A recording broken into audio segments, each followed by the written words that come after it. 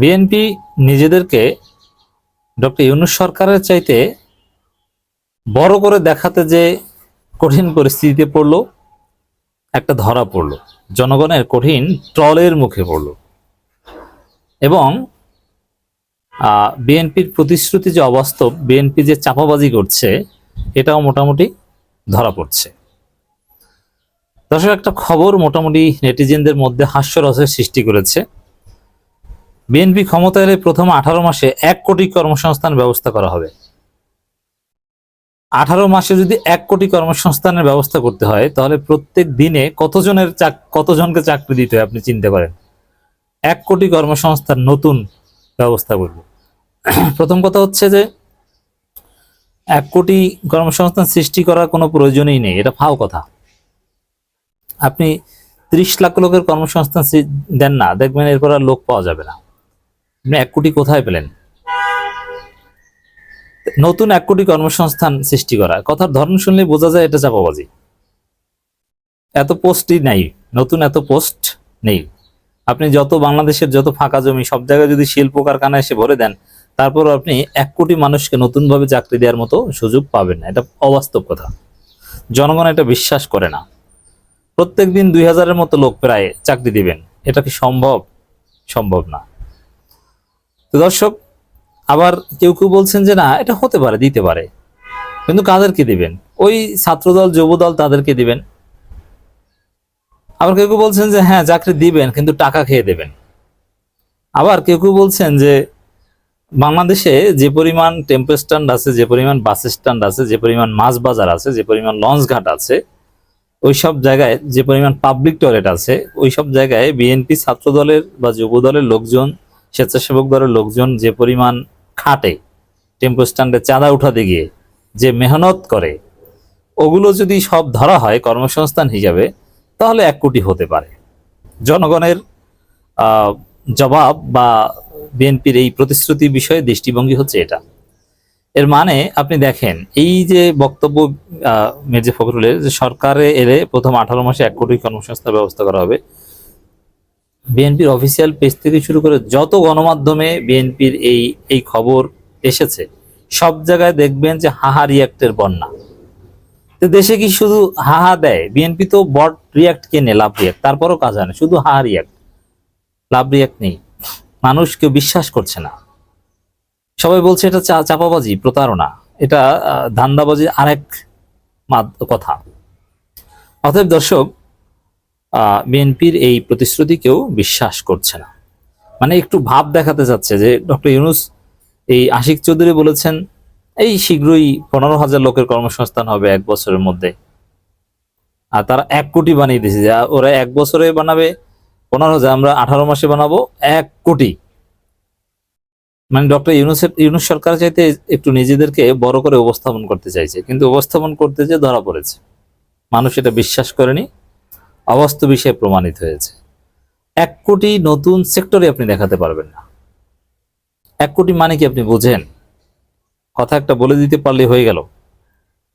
জাতীয় সংসদ নির্বাচনে নির্বাচিত হয়ে সরকার গঠন করতে পারলে আপনাদের আর নির্বাচিত হওয়া লাগবে না, সরকার গঠনও করা লাগবে না। অন্য চিন্তা করেন, আপনাদের রাজনীতি ওই পিনাকি ভট্টাচার্যরা খেয়ে দিচ্ছে। নির্বাচিত হয়ে সরকার গঠন করতে পারলে প্রথম 18 মাসে বিএনপি 1 কোটি কর্মসংস্থান বা চাকরি ব্যবস্থা করবে।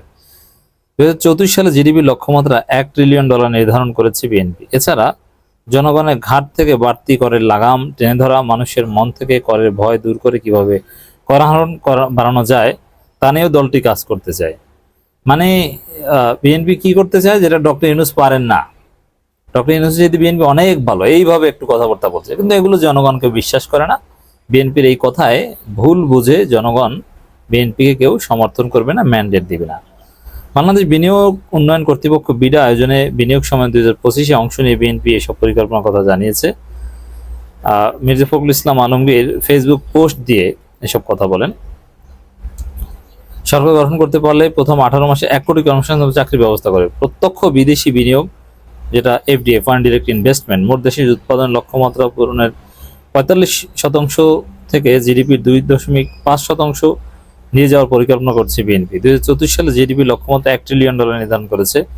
2034 সাল মানে বিএনপির কথাবার্তায় দেখবেন যে আওয়ামী ভাব সব জায়গায়। যেখানে ক্ষমতায় আসার কোনো খবর নাই, আর তারা পরিকল্পনা করছে 34 সাল কেন্দ্রিক। ওই আওয়ামী লীগ যেরকম 41 সাল, ওই প্রথমে বলছিল ভিশন 2021 2021 সাল, তো এটা কিন্তু আওয়ামী লীগ 2009 সালে বলেছিল 21 সাল, 2008 সালে বলেছিল 21 সাল, এটা বিএনপি পেরেছে, আওয়ামী লীগ পেরেছে। এরপরে 21 সালে এসে বলছিল 41 সাল। এখন বিএনপি 2034 সাল কেন্দ্রিক একটা পরিকল্পনা করছে, কোনো কাজ হবে না। এবার যেহেতু জনগণ আগে ভাগে বুঝে গেছে এইসব দান্দাবাজিতে কাজ হবে না। 2034 সালে জিডিপির এগুলো ফাও কথা, এগুলো কোনো নেই। বাংলাদেশে বিদেশি বিনিয়োগ বা এফডিআই জনপ্রিয় করতে বিএনপি 11টি রেগুলেটরি পরিবর্তন প্রস্তাব করেছে বলে পোস্টে উল্লেখ করেন মির্জা ফখরুল। এর মধ্যে 8টি প্রস্তাবের কথা তুলে ধরছেন তিনি। এগুলো হলো বিডাকে কার্যকর করা, ভিসা বা ওয়ার্ক পারমিটের বিধির আধুনিকরণ, বিনিয়োগকারীদের জন্য 24/7 মানে দিনে 24 ঘন্টা ও সপ্তাহে 7 দিন সেবা চালু করা, স্বয়ংক্রিয় মুনাফা প্রত্যাবাসনের ব্যবস্থা, স্থানীয়ভাবে দক্ষ জনশক্তির ব্যবস্থা করা, বিনিয়োগকারীদের নিরাপত্তা আইন প্রণয়নের সঙ্গে অবকাঠামোগত উন্নয়ন, মানব সম্পদ, নানান প্রতিশ্রুতি দিচ্ছে।